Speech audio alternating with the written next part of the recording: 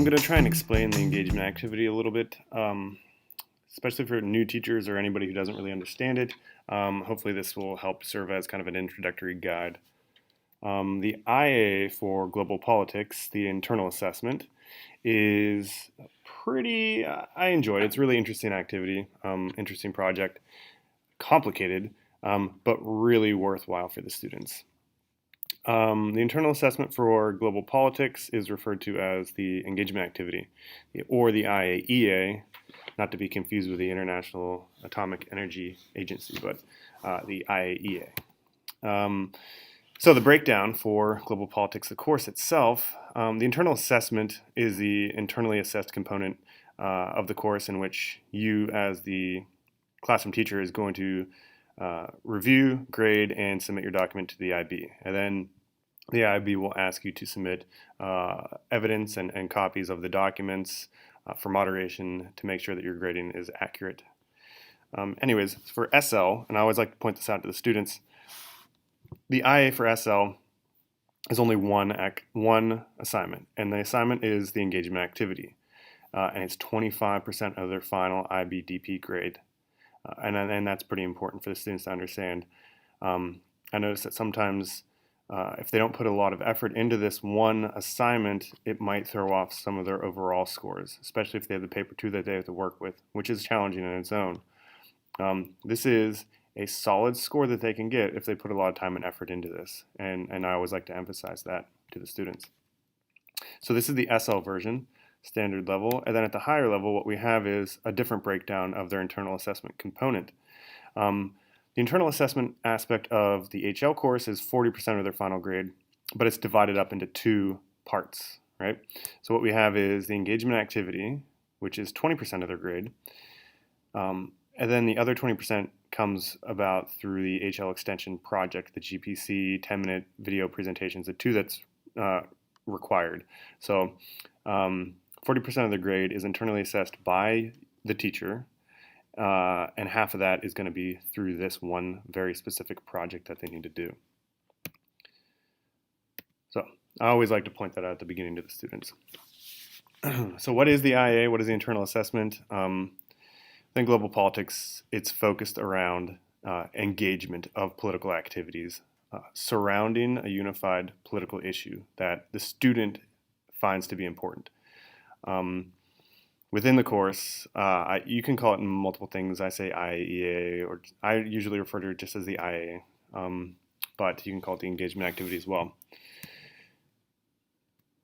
The requirements, the finalized submission that the students are going to provide is going to be a 2,000 word maximum written report.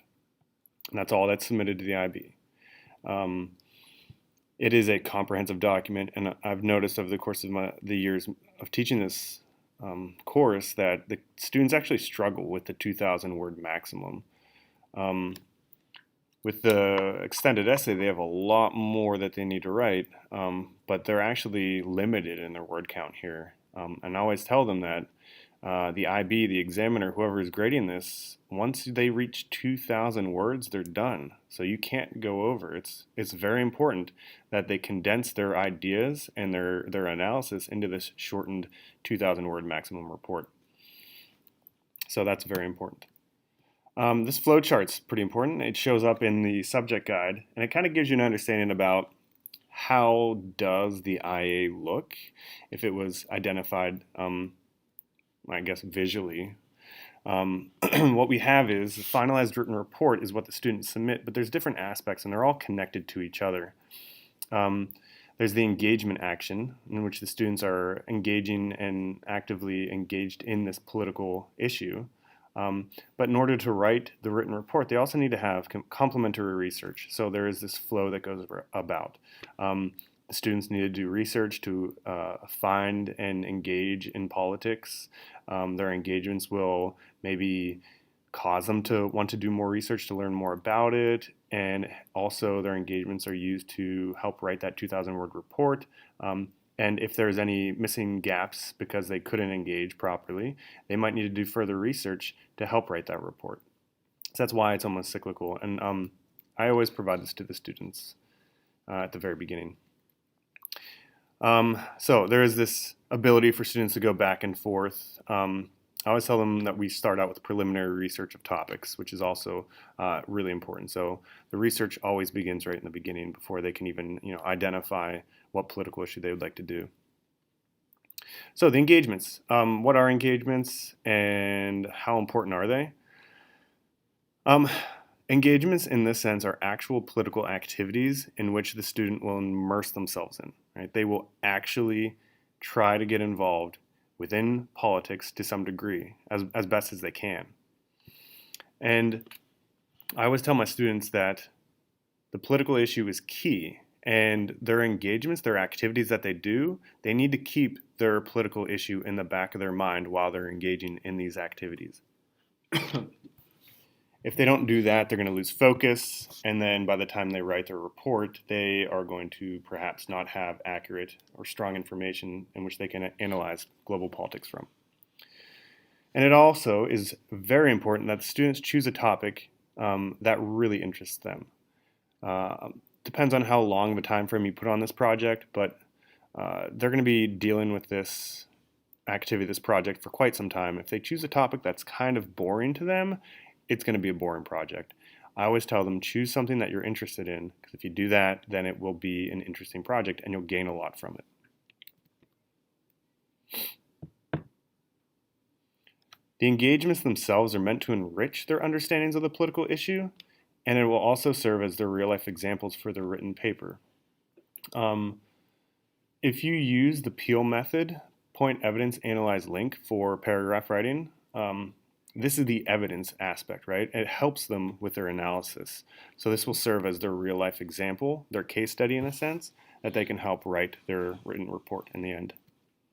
So I always like to tell them engagements equal experiences, real-life experiences that you get about this political issue.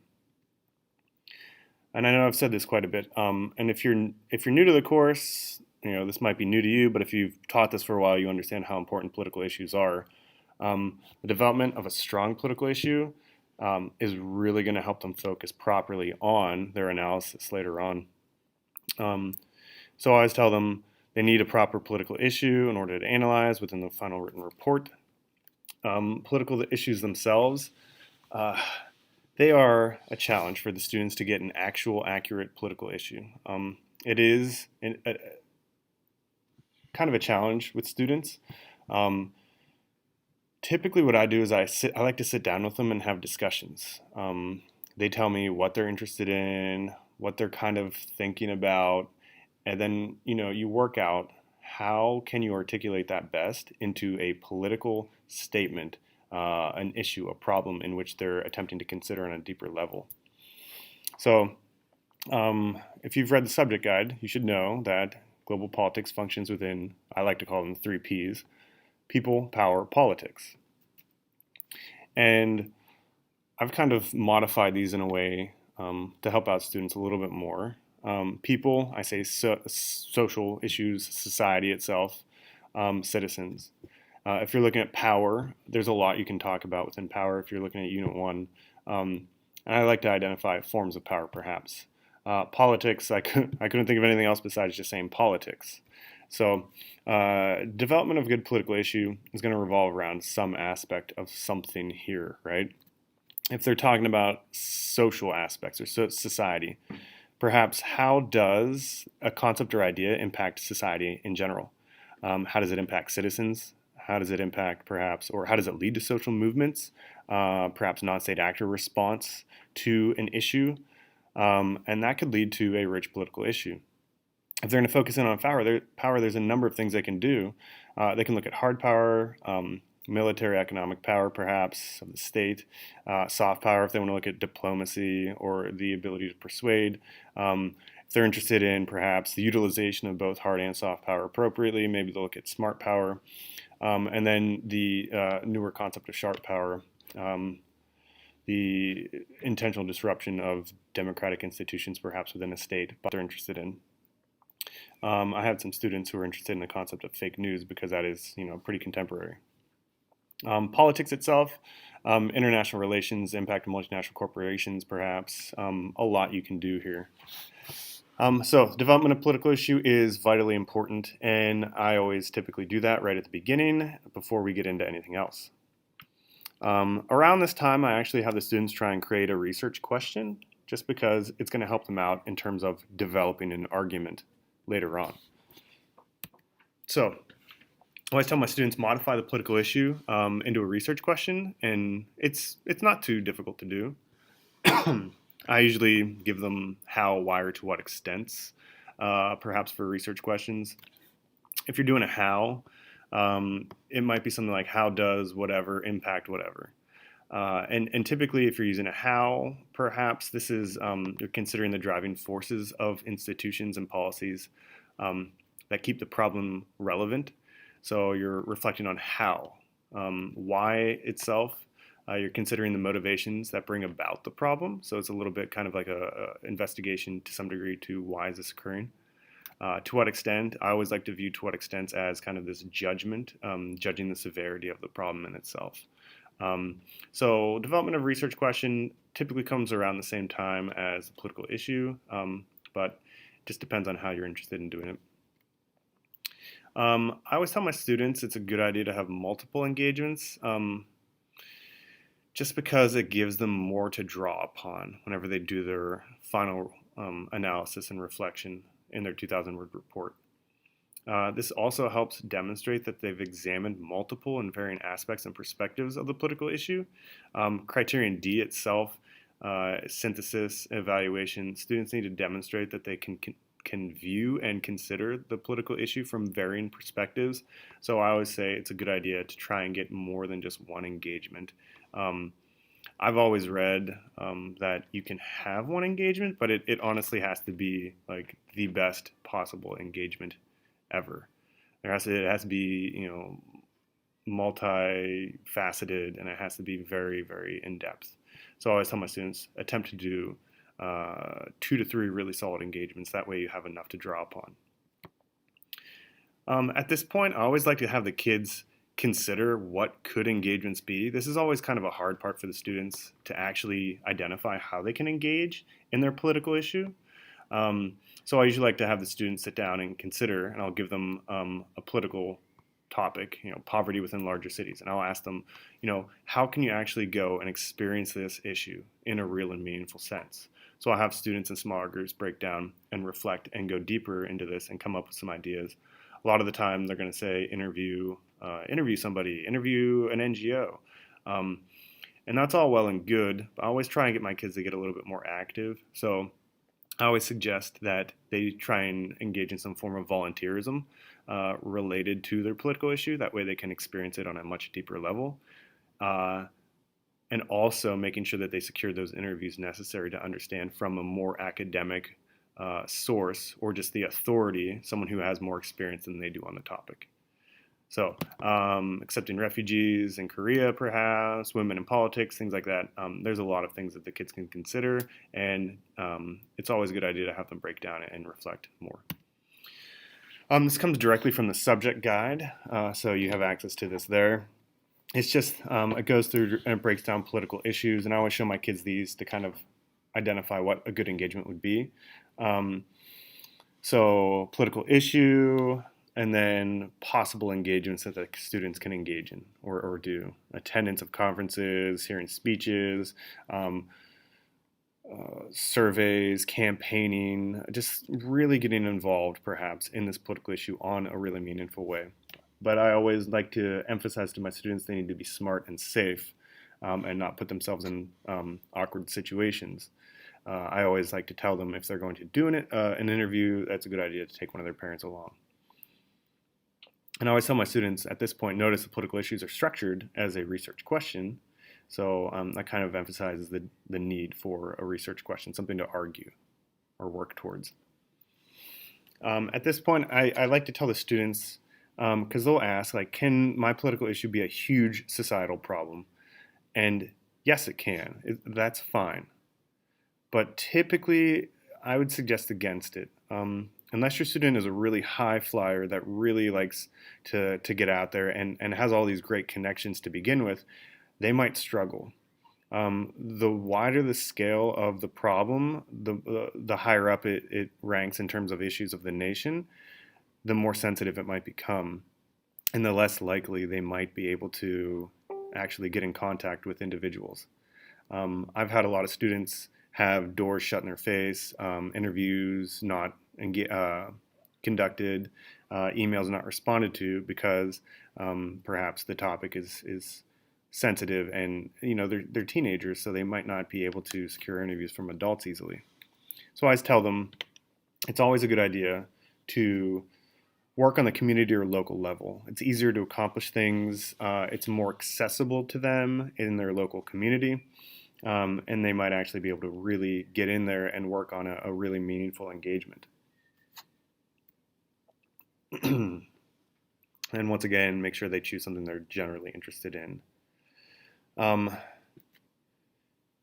always tell them as well, for possible bias, it's not recommended to engage just only by interviewing one person. It's always a good idea to get multiple surveys, multiple interviews to try and gain as much knowledge from multiple perspectives as possible. So I always tell them state perspective, non-state perspective is always kind of the basic starting off point for them.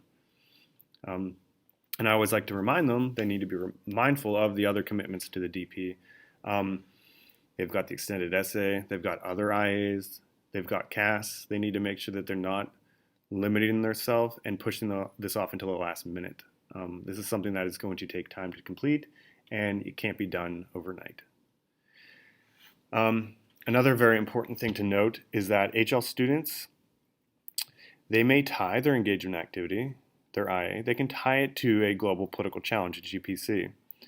The thing is, it can be the same GPC as one of their HL case studies. Let's say they're both focused around the idea of security or borders or health. They can't have the same political issue, though. It cannot be the same topic, cannot be the same idea. It needs to be two separate focus points, perhaps in health, but it cannot be the same topic. That is very important for students to understand. Complementary research is important. It's going to give them background information on the actors, the organizations, the events that are necessary to understand this political issue more in depth. So this is definitely something that's going to evolve over time for the students to learn more perspectives.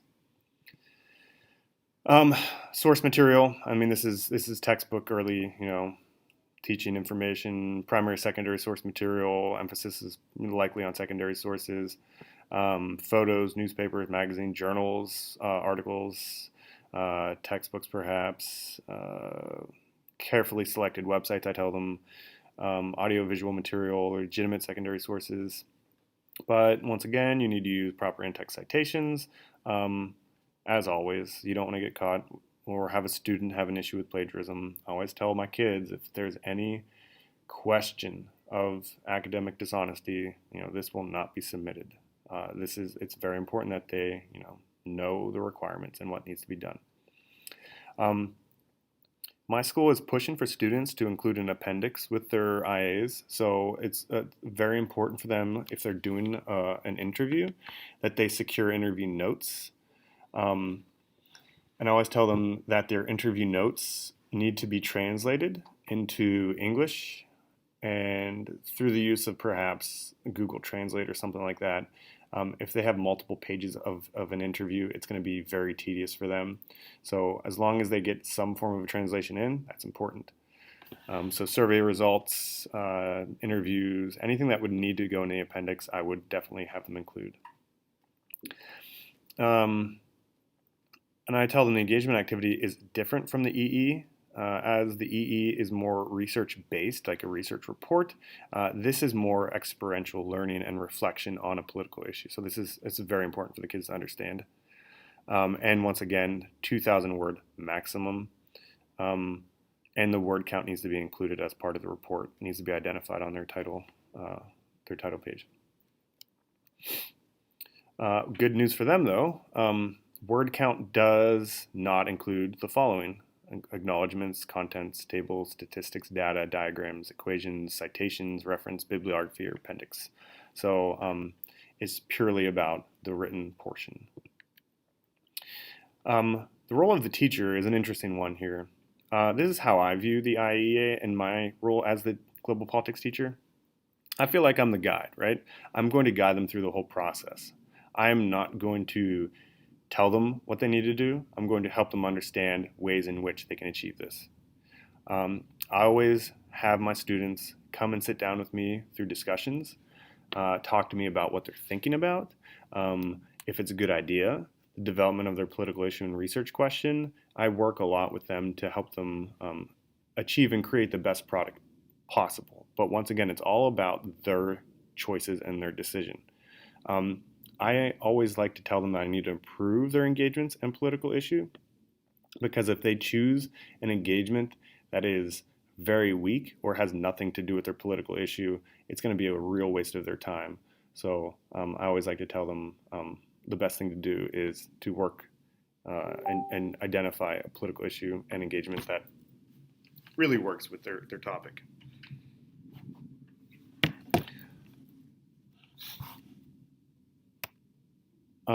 Another thing that needs to be considered are the ethical guidelines. There are a number of ethical guidelines for this project, as with a lot of the other DP courses. So it's always important to provide these to the students and to go over with them to make sure that they have them. One of the major ones is children shouldn't be used as a participant. If they are, there needs to be written consent from parents or guardians that they are fully aware of the nature of the product or project itself. Within this project, there is the potential for sensitive information, especially through interviews. So it is wholly and it's possible for you to identify, or the students to identify, or to keep a level of anonymity for the people that are doing the interviews. So they can have person X or government official. That way their names aren't being used. That way, if this report ever gets out and the person says something negative about their position, I mean, the possibility for someone to lose their job over that. So ethical guidelines are very important for the kids to consider, and there's a number of them, as you can see here. Anyways, so that's kind of like the beginnings and kind of the background of the assignment itself. The grading is something completely different. I always tell the kids it's similar to the MYP. If you know anything about the MYP, there are criteria grades that are involved here. There are 4 criteria in which this project is graded, and you as the classroom teacher are the one to do the grading. It does take some time to really get a grasp of the requirements of the rubrics and the criteria. And I feel like every year that I teach this class, I get a better understanding of what is necessary for these. So don't get too discouraged. It takes some time, and they're pretty complicated and to some degree a little vague. So just kind of going through these. If you're interested, you can keep playing. The way that I do it is whenever I grade, I will go through and I will read the entirety of their IA. And then I will go back through and review the criteria based off of that. In the most recent subject report, the IB identifies that they do not want the students to break up their IA into different parts. They don't want criterion A, B, and C separate. They want a long-running kind of just a reflective paper written without any divisions. So that's what I'm working towards with my kids anyways this year. Criterion A is the identification of the issue and justification. And out of 20 points, it's only 4 points.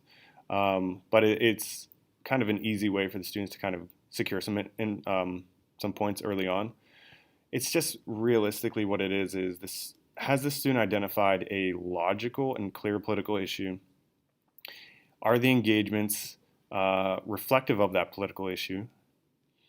Does the student clearly explain why they chose this political issue and engagement? And why does it interest them? I always tell the students it needs to be a dynamic kind of interest piece, right? You don't want to just say, I didn't know what to do, or, I'm just interested in it. I saw it on the TV. I always tell my kids, think about a hook, right, for an essay. You want the reader to really get invested in your what you're writing here. So make it a dynamic and really like a connection, a personal connection to this political issue. Why did you choose this? Why is this of interest to you? There also needs to be a clear link of the engagement and political issue with course content. So, obviously, if they're writing this and there's no connection to content, that's going to be a major problem. I always tell the kids, when in doubt, use a key concept. We've got 16 of them, and those are probably the most basic forms of a connection that you can make. And then you can go further with them by looking at the prescribed content and perhaps linking into theory. So out of 4, usually I go through and I make a judgment. Where does the student fit? And it might be kind of a situation where they're kind of split over multiple areas. So at this point, it's always good to get another teacher's perspective. So perhaps if you do any form of moderation with another teacher or another school, at another teacher at another school, that's a good way to make sure your marks are on. Criterion B is the explanation of the engagement in itself, and it's also 4 points. This one is a description of what they do. So this kind of is where I use, are these good engagements? I always look at, is what the student actually did clear and relevant for the political issue? If they choose to do very weak engagements, or you can kind of like, you're not unsure that they really did the engagement, I always mark them down for relevancy. This engagement is not relevant for the political issue. It was poorly chosen. That's where they will lose marks for, the active component of the course. There needs to be a connection between their explanation of what they did and how this activity and what they did actually informed their understanding of the political issue further. So they need to explain and make sure that it's clear that I did this, and it helped me understand the political issue further because it gave me insight into this idea. Once again, review the level descriptors, and it'll help you to assign a point value out of 4. The last 2 criteria are worth 6 points each. Criterion C, the analysis of the issue, and criterion D, the synthesis and evaluation. And I feel like these 2 are very closely tied to each other because usually this is where the student really delves deep into course content and demonstrating they know the information. So I tell my students they need to have analytical arguments. They need to have a few analysis points, reflecting on their political issue much deeper. So the question is, to what extent does the student actually analyze this political issue? Do they review it in terms of justice or equality and the concept of equality, perhaps? And to what extent does that really show itself? Students need to justify their arguments as well. They can't just word drop and expect to get a good grade. They need to delve deeply into that and kind of like explain and have a great justification as to why this analysis point is experienced or through their engagements of the political issue.